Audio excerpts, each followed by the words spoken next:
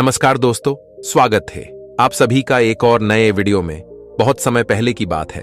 एक बार एक गुरु धर्म प्रचार के लिए एक नगर में आए हुए थे। उसे नगर में सभी लोग उन गुरु का उपदेशों ने वहां पर पहुंच गए। सभी लोग बड़े ध्यान से उन महात्मा के उपदेशों को सुन रहे थे। तभी उन गुरु ने कहा, सदैव दूसरों की सहायता करनी चाहिए।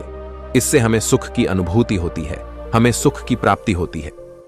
जैसे ही उन गुरुवर ने यह बात कही, वहां पर उपस्थित सभी गांव वालों में से एक व्यक्ति जोर जोर से हंसने लगा और उन गुरुवर से कहता है, हे गुरुवर, आप जो कुछ कह रहे हैं वह सत्य है, क्योंकि मुझे इन सब बातों पर बिल्कुल भी विश्वास नहीं। क्या किसी की मदद करने से केवल हमें भला सुख की अनुभूति कैसे हो सकती है?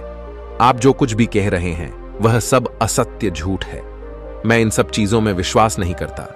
यह सारी बातें गुरुवर ध्यान से सुन रहे थे। तभी उसे व्यक्ति की इस बात का जवाब देते हुए वे कहते हैं, बेटा, क्या तुमने आज तक कभी किसी की सहायता की है? क्या कभी किसी की निष्पक्ष भाव से मदद करने की कोशिश की है? इस पर व्यक्ति कहता है, नहीं, क्योंकि मुझे इन सब चीजों पर विश्वास नहीं। तभी इस पर वो गुरुवर कहते हैं, बेटा, जब तुमने कभी किसी की सहायता नहीं की, जब तुमने कभी कोई धर्म का कार्य किया ही नहीं, तो तुम्हें कैसे पता चलेगा कि किसी की सहायता करके तुम्हें सुख की अनुभूति प्राप्त होगी? और यह तुम्हें कैसे पता चलेगा कि यह बात कितनी सत्य है और असत्य? यदि तुम इसका अनुभव करना चाहते हो, इस बात की पुष्टि करना चाहते हो कि यह बात कितनी सत्य है और असत्य, तो तुम्हें सबसे पहले इसे अपने जीवन में उतरना होगा। किसी की निष्पक्ष भाव से मदद करनी होगी। तभी तुम इसके बारे में जान सकोगे कि मैं सत्य कह रहा हूं या फिर असत्य। उन गुरुवर की यह सारी बातें सुनकर वह व्यक्ति शर्मिंदा हो गया। वह व्यक्ति ये बात जानता था कि उसने आज तक कभी किसी की निष्पक्ष भाव से सहायता नहीं की, ऐसा कोई कार्य नहीं किया जिससे उसे सुख की प्राप्ति हो। आगे वो गुरुवर सभी को इस बात को स्पष्ट तौर पर समझाने के लिए एक कहानी सुनाते हैं। वे कहते हैं कि गुरु और एक शिष्य अपनी यात्रा से लौट रहे थे। इस यात्रा के दौरान जहां पर भी उन्हें अनाज मिलता, वे उसे बटोर लेते, उसे ग्रहण कर लेते। एक पोटली गुरु के पास से थी और दूसरी पोटली शिष्य के पास। लगभग आधा मार्ग तय करने के बाद वह शिष्य अपने गुरुवर से कहता है, हे गुरुवर, बहुत जोर की भूख लगी है। यदि आप आज्ञा दें तो हम यहीं पर कुछ देर बैठकर विश्राम कर लेते हैं और भोजन भी कर लेंगे। उन गुरुवर ने कहा, ठीक है, यदि तुम भोजन करना चाहते हो तो यहीं पर हम कुछ देर विश्राम करके भोजन कर लेते हैं। इतना कहकर वह गुरु और शिष्य एक पेड़ की छाया में बैठ जाते हैं। उसी के सामने एक किसान खेती में काम कर रहा था। वहां उसके पीछे हल भी रखा हुआ था। यह देख शिष्य के मन में थोड़ी सी शरारत जाग उठी, क्योंकि वह शिष्य बेहद शरारती था। उसने अपने गुरुवर से कहा, हे गुरुवर, क्यों ना थोड़ी सी शरारत की जाए, उस किसान को थोड़ा सा तंग किया जाए। तभी वो गुरुवर कहते हैं, तुम क्या कहना चाहते हैं? वह शिष्य कहता है, हे गुरुवर, क्यों ना हम इस किसान का हल छुपा दें, और जब यह परेशान होने लगेगा तब हम इसका हल इसे वापस कर देंगे। इस पर वह गुरुवर कहते हैं, बनते पर इससे क्या लाभ होगा? वह किसान अपने कामों में लगा हुआ है और उस काम में तुम विघ्न डालने की बात कर रहे हो। यह अच्छी बात नहीं। हाँ, अगर तुम शरारत करना ही चाहते हो तो हमारे पास जो 2 अनाज की पोटलियां हैं, उनमें से एक पोटली तुम उसकी हल के पास रख दो और फिर देखो क्या होता है। वह शिष्य अपने गुरुवार की बात मान जाता है और जैसा उसे उसके गुरुवार ने कहा, वह पोटली उस हल के पास रख देता है और वापस आकर अपने गुरुवार के साथ उसी पेड़ की छाया में बैठ जाता है। काफी देर कड़ी मेहनत के बाद धूप में जब किसान थक जाता है और बैठने के लिए अपने हल के पास लौटता है, और जब वह अपने हल के पास एक पोटली देखता है, तब वह आसपास इधर उधर देखता है कि कहीं यह किसी की पोटली यहां पर छूट तो नहीं गई। लेकिन उसे कोई नजर नहीं आता, क्योंकि वह शिष्य और गुरु पेड़ की छाया में छुपे हुए दूसरी तरफ बैठे हुए थे। जब काफी देर इंतजार करने के बाद भी पोटली लेने कोई नहीं आता, तो वह किसान उस पोटली को खोलकर देखता है तो उसमें उसे अनाज मिलता है। और यह सब देखकर वह किसान अत्यधिक खुश हो जाता है और कहता है, हे ईश्वर, आज तूने मेरी सहायता की, इसके लिए कोटि कोटि धन्यवाद। आज मैं बड़ा उदास था। जब मैं घर से निकाला तो मेरे घर पर कुछ भी नहीं था। मेरे घर पर खाने के लिए अनाज का एक दाना तक नहीं था, लेकिन आज तुमने मेरी मदद की। आज तुमने मुझे यह अनाज की पोटली देकर मेरी बहुत बड़ी सहायता की है। इसके द्वारा मेरा और मेरे पूरे परिवार का पेट भर जाएगा। इसके लिए आपका बहुत बहुत धन्यवाद। इतना कहकर वह किसान उस पोटली को लेकर वापस अपने घर की ओर चला जाता है। इतना कहकर वह गुरुवार उसे व्यक्ति से यह सवाल करते हैं कि अब बताओ, तुम्हें किस चीज से ज्यादा खुशी मिलती, उस किसान का हल चुराकर या फिर उस किसान को वह पोटली देकर? इस पर व्यक्ति कहता है, हे गुरुवर, उस किसान को जो अनाज की पोटली मिली, उससे वह और उसका पूरा परिवार अब भोजन कर पाएगा। इससे ज्यादा सुख की बात और क्या हो सकती है? इससे ज्यादा खुशी की बात और क्या हो सकती है? तभी वह गुरुवर कहते हैं, तुमने बिल्कुल ठीक कहा। जब हम किसी के निष्पक्ष भाव से मदद करते हैं, जब हम ऐसे व्यक्ति की सहायता करते हैं जिसे उसकी आवश्यकता हो, तो हमारे मन को असीम शांति प्राप्त होती है और हमें सुख की अनुभूति होती है। किसी व्यक्ति को परेशान करने से, तंग करने से, दुख देने से अच्छा है कि उसे हम खुशी दें। इतना कहकर वह गुरुवर कहानी में आगे बढ़ते हैं और कहते हैं, जिस प्रकार उस शिष्य ने यह कार्य करके सुख की प्राप्ति की खुशी का अनुभव किया, उसी प्रकार आप भी एक बार किसी न किसी व्यक्ति की निष्पक्ष भाव से मदद जरूर करें। उन गुरुवर की यह बात सुनकर उस व्यक्ति को यह एहसास हो जाता है कि किसी को सुख देने में जो खुशी मिलती है, वह किसी को दुख देने में नहीं मिलती। इससे बड़ा ना तो कोई धर्म है और ना ही कोई पुण्य। यदि आप किसी भी जरूरतमंद की सहायता या मदद कर सकते हैं तो अवश्य करें, लेकिन इसका अर्थ केवल यह नहीं कि आप उसकी मदद धन दौलत से ही करें, बल्कि आप चाहे तो उसकी मदद कोई भी कार्य पूरा करवा के कर सकते हैं। कोई भी ऐसी मदद जो आप करने में सक्षम है। हमारी अगली सीख हमें अगली कहानी से मिलेगी। एक बार की बात है, महात्मा बुद्ध और उनके कुछ शिष्य किसी गांव का भ्रमण करके वापस लौट रहे थे। तभी वहां पर उन्हें कुछ लोग मिलते हैं जो उन्हें देखते ही उनकी निंदा करते हैं, उन्हें अपशब्द कहते हैं। जैसे जैसे महात्मा बुद्ध और उनके शिष्य आगे कदम बढ़ाते हैं, वह लोग उन्हें और भी ज्यादा अपशब्द कहना शुरू कर देते हैं। लेकिन महात्मा बुद्ध और उनके सभी शिष्य बिना कुछ कहे, चुपचाप, बिना कुछ प्रतिक्रिया दिए वहां से आगे की ओर बढ़ चलते हैं। आगे कुछ दूर जाने के बाद उन्हें एक वृक्ष नजर आता है, जहां पर वे सभी लोग रात गुजारने के लिए विश्राम करते हैं। तभी पासी के गांव से कुछ लोगों का समूह वहां से होकर गुजर रहा होता है। वे लोग उन महात्माओं को देखकर अति प्रसन्न हो जाते हैं। वे लोग उनसे आग्रह करते हैं कि आप हमारे गांव में चले। उनका यह आग्रह महात्मा बुद्ध और उनके सभी शिष्य स्वीकार कर लेते हैं। वे सभी उनकी गांव की ओर चल पड़ते हैं। गांव पहुंचते ही वे लोग उनका आदर सत्कार करते हैं, उन्हें भोजन करवाते हैं और रात्रि में वहीं रुक जाते हैं। वे सभी भिक्षु और महात्मा बुद्ध उन गांव वालों की सेवा से बहुत प्रसन्न थे और अगली सुबह वे अपने आश्रम की ओर निकल पड़ते हैं। आश्रम पहुंचकर वह लोग अपने रोज की दिनचर्या में लग जाते हैं। वह सभी आश्रम से कुछ दूरी पर बने हुए एक गांव में पहली बार भिक्षा मांगने के लिए जाते हैं। वहां पर कुछ लोग उन्हें बड़े ही प्रेम और आदर के साथ भिक्षा देते हैं, तो कुछ लोग उनका अनादर करते हैं, उन्हें अवशब्द कहते हैं। वे मन के उन्हें भिक्षा देते हैं। और कुछ लोग तो उस गांव में ऐसे भी थे जो उन भिक्षुओं को देखकर उनका अपमान करते हैं, उनकी खूब निंदा करते हैं। लेकिन वे सभी भिक्षु महात्मा बुद्ध के कहे अनुसार वहां पर कुछ नहीं कहते। वे चुपचाप उन सभी बातों को सुन लेते हैं और बिना कुछ प्रतिक्रिया दिए वह वापस महात्मा बुद्ध के पास लौटते हैं और फिर उनसे कहते हैं, हे तथागत, हम आपसे कुछ प्रश्न पूछना चाहते हैं और उम्मीद है कि आप उसका उत्तर हमें अवश्य देंगे। तभी महात्मा बुद्ध कहते हैं, पूछो, तुम्हारे क्या प्रश्न है?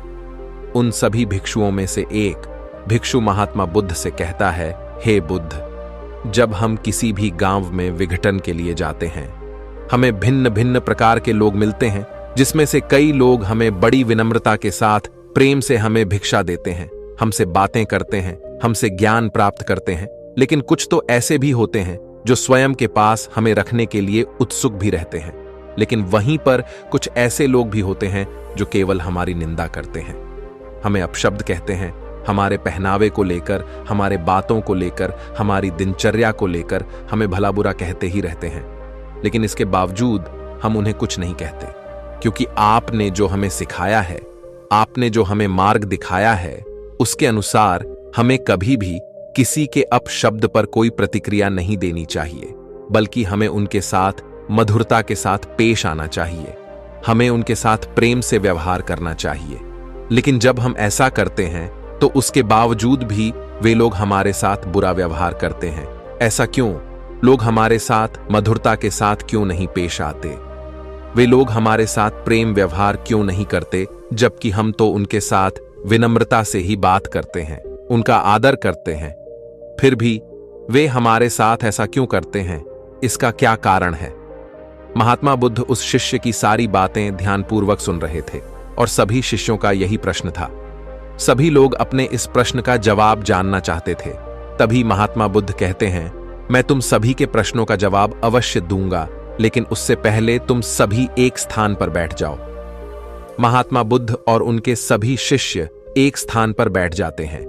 तभी महात्मा बुद्ध उन सभी से कहते हैं कि तुमने कहा कि हम जहां पर भी जाते हैं वहां पर हमें भिन्न भिन्न प्रकार के लोग मिलते हैं। उनका व्यवहार अलग होता है और इसका कोई बड़ा कारण नहीं है, बल्कि यह तो हर मनुष्य की सोच है और वही उन्हें अलग बनाती है। जिस प्रकार की समाज में वह पले होते हैं, जैसी उनकी सोच होती है, वैसा ही वह व्यवहार करते हैं। और इसमें कोई भी संदेह नहीं है कि कोई भी व्यक्ति स्वयं की सोच और विचार के अनुसार ही अपना जीवन देखता है, समझता है और बनाता है। फिर वह चाहे अच्छी सोच हो या फिर बुरी, वही उसका व्यवहार बन जाता है, वही उसका जीवन बन जाता है। और वह केवल हमारे साथ नहीं, बल्कि सभी के साथ उसी प्रकार का व्यवहार करते हैं।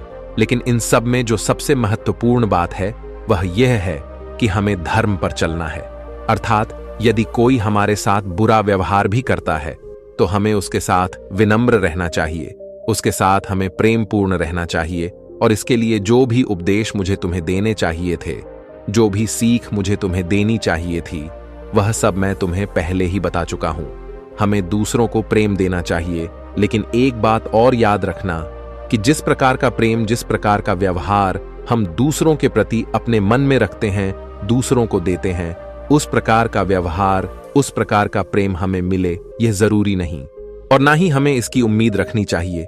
यह उनका निर्णय है कि वह हमारे साथ किस तरह का व्यवहार रखना चाहते हैं, वह किस तरह से हमारे साथ प्रेम पूर्ण रहना चाहते हैं। जब हम किसी को भी बिना किसी स्वार्थ के निष्पक्ष भाव से प्रेम, सम्मान और मधुरता देने लग जाते हैं, तब भी हमें यह उम्मीद नहीं रखनी चाहिए कि उनका व्यवहार हमारे लिए अच्छा है या फिर बुरा, क्योंकि इससे कोई फर्क नहीं पड़ता। यदि आप किसी से भी यह उम्मीद रखते हैं कि जो प्रेम आप उन्हें दे रहे हैं वही प्रेम वह भी आपको देंगे, तो यह गलत है। यह तो स्वार्थ हुआ जो आप अपने प्रति उस दूसरे व्यक्ति से चाहते हैं। आपको तो अपने कर्मों पर ध्यान देना चाहिए। आगे महात्मा बुद्ध अपने सभी शिष्यों से कहते हैं, जब हम सच्ची भावनाओं के साथ, करुणा के साथ कार्यरत होते हैं, अर्थात कार्य करते हैं, तभी यह हमारे लिए सिद्ध साबित होती। हमें कभी भी किसी की भी सहायता निस्वार्थ भाव से करनी चाहिए। हम जब उनकी सेवा कर रहे हो तो हमें अपने मन में यह कभी नहीं लाना चाहिए कि जो हम उन्हें दे रहे हैं वह भी बदले में हमें वही देंगे। आगे महात्मा बुद्ध अपने सभी शिष्यों को यह समझाते हुए एक कहानी बताते हैं और कहते हैं, एक बार एक गुरुवर अपने कुछ शिष्यों के साथ किसी यात्रा से लौट रहे थे। वह मार्ग काफी लंबा था, जिस कारण मार्ग में सभी को प्यास लग गई। वह गुरु अपने सभी शिष्यों को एक नदी के किनारे ले जाते हैं और जब वे सभी शिष्य उस किनारे के पास पहुंचते हैं तो वहां पर उन्हें एक छोटा सा मटका नजर आता है। वे सभी लोग उस मटके का इस्तेमाल करके पानी पी लेते हैं और फिर उसी मटके में पानी भरकर वह अपने गुरु के पास ले जाते हैं। लेकिन जब तक वह पानी वह अपने गुरु के पास ले जाते हैं तब तक वह मटका लगभग खाली हो जाता है। उस मटके में केवल थोड़ा ही पानी बचता है। यह देखकर एक शिष्य उस मटके को फिर से नदी में ले जाकर के पानी भरता है और फिर वह गुरुवर के लिए पानी लेकर आगे बढ़ता है, लेकिन फिर से वह पानी धीरे धीरे खत्म हो जाता है। ये देख वह गुरुवर अपने उस शिष्य से कहते हैं, तुम्हें इस मटके को नहीं भरना चाहिए, क्योंकि जो मटका तुम भर रहे हो यह फूटा हुआ है। इस मटके को भरना व्यर्थ है, इसलिए तुम्हारी यह मेहनत पूरी तरह से व्यर्थ हो रही है। आगे महात्मा बुद्ध अपने सभी शिष्यों को यह समझाते हुए कहते हैं कि किसी की सेवा और सहायता करते वक्त बदले में हमें वह सामने वाला व्यक्ति भी वही देगा। इसकी चाह रखना बिल्कुल व्यर्थ है, क्योंकि जब भी तुम किसी की सहायता करके यह आशा रखते हो कि सामने वाला भी तुम्हारे लिए ठीक वही करेगा, तुम्हें भी ठीक वही देगा, तो इससे केवल तुम्हें निराशा ही प्राप्त होगी। और तुम लोग भी वही चाहते हो। जब तुम भिक्षाटन के लिए किसी गांव में जाते हो तो यह तुम्हारा धर्म है कि तुम विनम्रता, प्यार, आदर, सत्कार के साथ भिक्षा मांगो, लेकिन बदले में वह भी तुम्हें आदर सत्कार के साथ भिक्षा देंगे। इसकी उम्मीद करना बिल्कुल व्यर्थ है, क्योंकि जब भी तुम किसी की सहायता करके यह आशा रखते हो कि सामने वाला भी तुम्हारे लिए ठीक वही करेगा, तुम्हें भी ठीक वही देगा, तो इससे केवल तुम्हें निराशा ही प्राप्त होगी। और तुम लोग भी वही चाहते हो। जब तुम भिक्षाटन के लिए किसी गांव में जाते हो तो यह तुम्हारा धर्म है कि तुम विनम्रता, प्यार, आदर, सत्कार के साथ भिक्षा मांगो, लेकिन बदले में वह भी तुम्हें आदर सत्कार के साथ भिक्षा देंगे। इसकी उम्मीद करना बिल्कुल व्यर्थ है। महात्मा बुद्ध के इस उपदेश को सुनकर वहां पर उपस्थित सभी शिष्य महात्मा बुद्ध की इस बात को अच्छी तरह से समझ जाते हैं और उनके प्रश्नों का जो उत्तर उन्हें चाहिए था वह भी उन्हें मिल जाता है। वह यह समझ जाते हैं कि किसी की सेवा के बदले उनसे वापसी में वैसी ही सेवा की आशा रखना बुरी बात है, गलत है, और यह हमारे दुखों का कारण बनता है। इसलिए कभी भी जब हम किसी की सेवा कर रहे हो, किसी की सहायता कर रहे हो, तो हमारे मन में ऐसी कोई भी इच्छा रखना व्यर्थ है। वे सभी लोग महात्मा बुद्ध के इस उत्तर को सुनकर संतुष्ट हो जाते हैं और वे सभी अपने कार्यों में लग जाते हैं। दोस्तों, हमारे जीवन में भी कुछ ऐसा ही होता है। हम किसी को दुख पहुंचाकर खुशी प्राप्त करने की कोशिश करते हैं, लेकिन बदले में हमें क्या मिलता है? केवल दुख। इसलिए दूसरों के जीवन में जब आप खुशियां बांटेंगे और वह भी बिना स्वार्थ के, तब आपके जीवन में खुशियां स्वयं ही लौट आएंगी। और साथ ही कभी भी अपने मन में यह इच्छा नहीं रखनी चाहिए कि जैसा व्यवहार, जैसा प्रेम हम दूसरों को दे रहे हैं, ठीक वैसा ही प्रेम, वैसा ही व्यवहार हमें दूसरों से भी प्राप्त होगा, क्योंकि यह केवल हमें निराशा ही देगा और हमारे लिए यह एक दुखों का कारण ही बनेगा। दोस्तों, उम्मीद है कि आपने आज की इस वीडियो से जरूर कुछ ना कुछ सीखा होगा। तो आज की इस वीडियो को लाइक और अपने दोस्तों के साथ शेयर करना ना भूलें, और हमें ऐसे ही सपोर्ट करने के लिए चैनल को सब्सक्राइब और घंटी बटन को भी जरूर दबा दें। चलिए मिलते हैं ऐसे एक और वीडियो में। तब तक के लिए अपना ख्याल रखें। धन्यवाद और नमो बुद्धाय।